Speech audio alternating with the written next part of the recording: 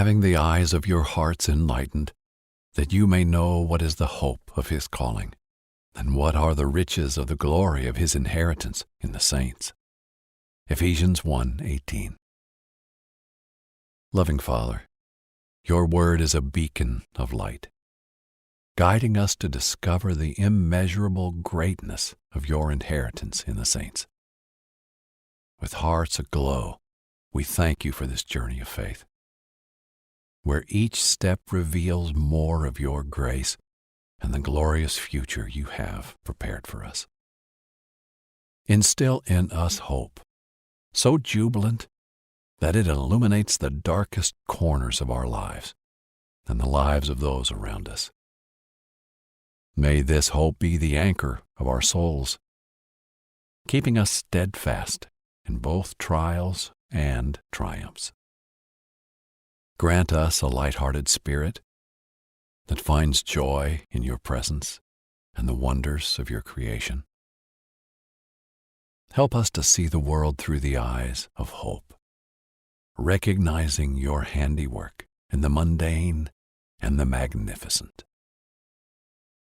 With gratitude, we embrace the journey ahead, confident that the best is yet to come, all because of your love and faithfulness. In Jesus' joyous name we pray. Amen. Thank you for praying with me today. You're listening to the Jesus Podcast, gospel sagas brought to life through cinematic storytelling. If this podcast has blessed you, share it with a friend. Doing so will help us build a following of people filled with hope.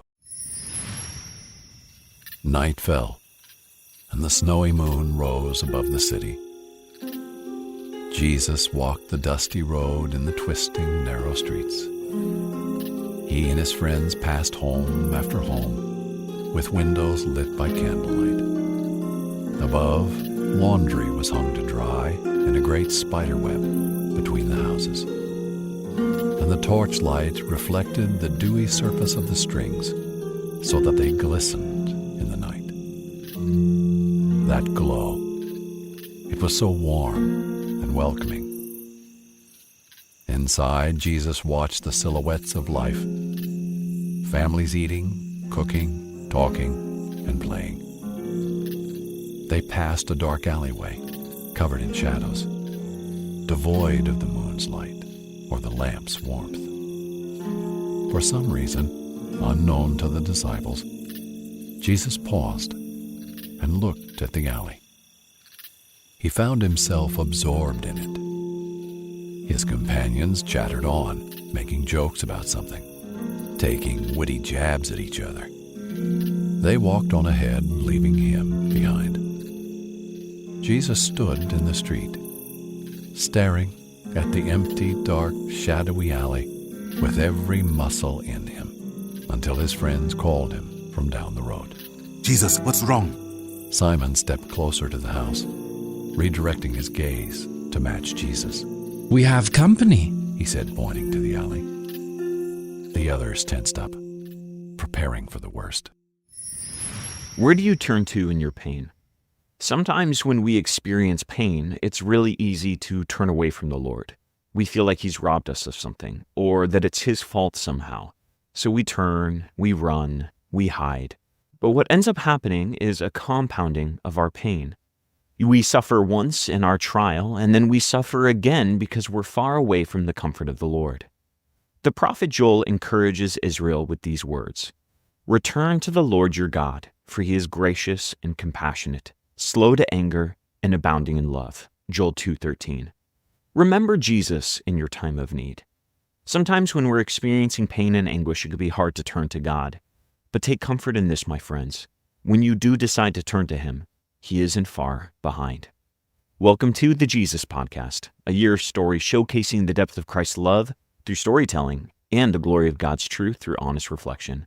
I'm Zach, your host from pray.com, and you're here for another heartwarming story of Jesus' compassionate love.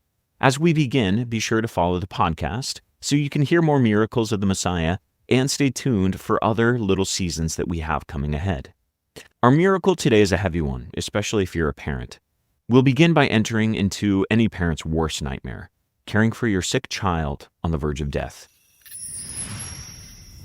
They could hear the sound of footsteps approaching from the shadows. They looked at the dusty stones, the dancing shadows, and the two shapeless gray masses hobbling toward them. Enough lurking in the shadows! Show yourselves! The shadow stirred, and then two silhouettes emerged, followed by two voices shouting, Have mercy on us, Son of David! The men stepped forward into the moonlight. Their eyes were wrapped in old bandanas. Each held a walking stick in one hand, and their arms were linked with each other. Blind men. Simon sighed to Jesus. They probably couldn't approach you in a large crowd. Too dangerous. What are you going to do? I'm going to enjoy a meal with them. Jesus replied, raising his voice to the men. My friends, where do you live?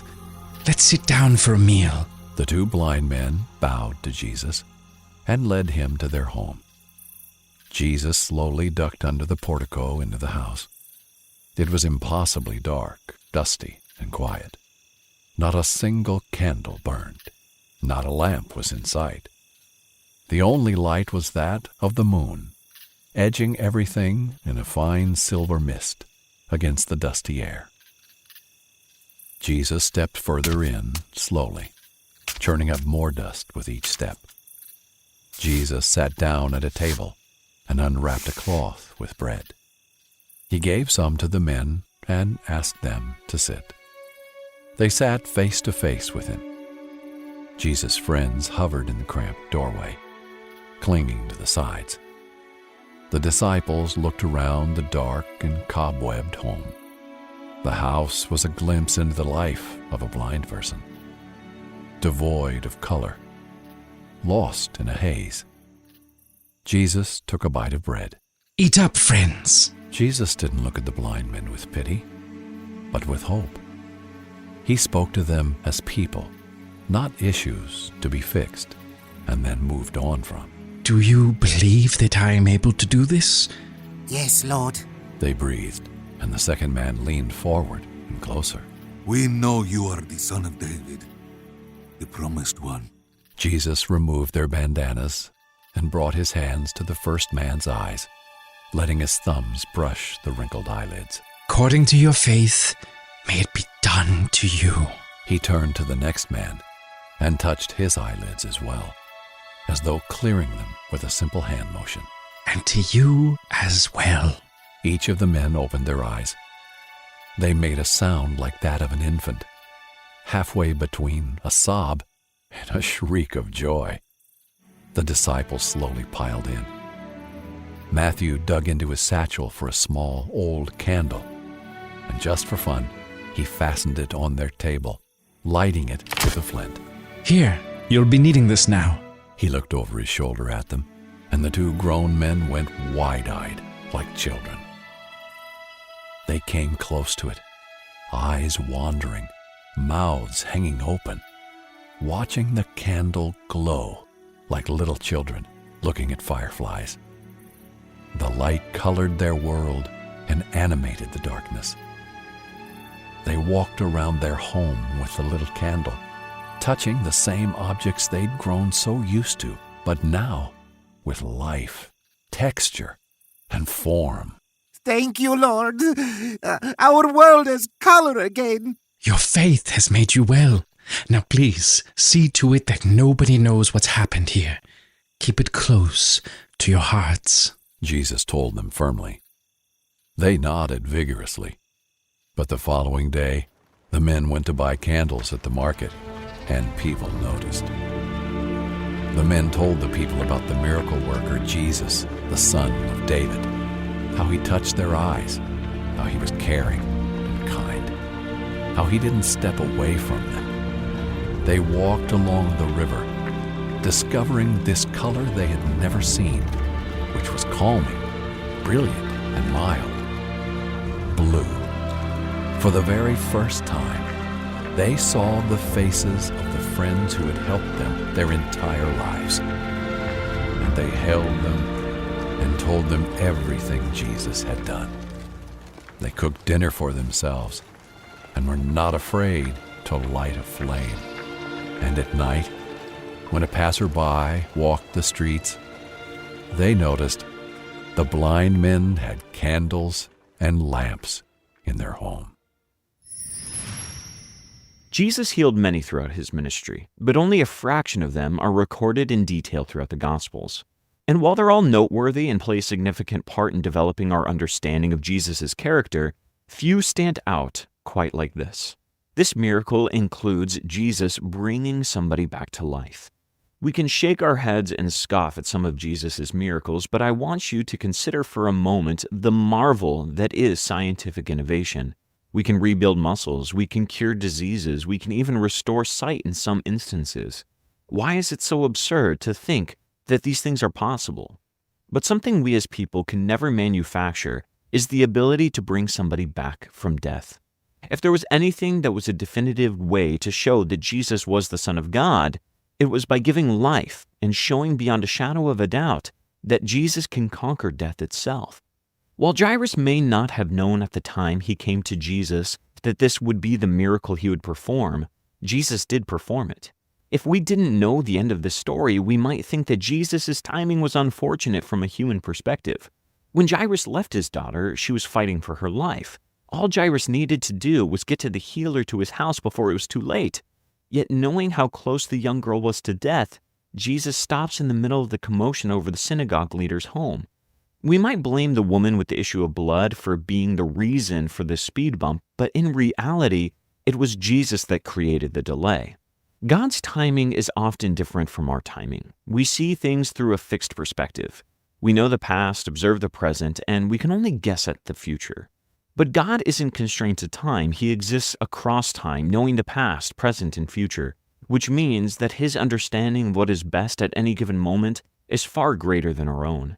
It's likely that you've had times in your life where you've questioned what God was doing, or it felt like he was delaying at a response to your earnest prayers. And maybe that's been frustrating for you. But to see this miracle in its fullness, it reminds us to trust in Jesus' timing. If God seems to be delaying in doing what you're asking of him, it's a good sign that he's just preparing something better.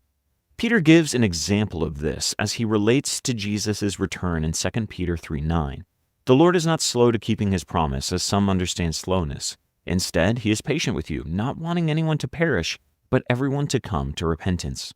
If you're a believer, you might have asked yourself why Jesus can't just come back now and create a new heaven and earth.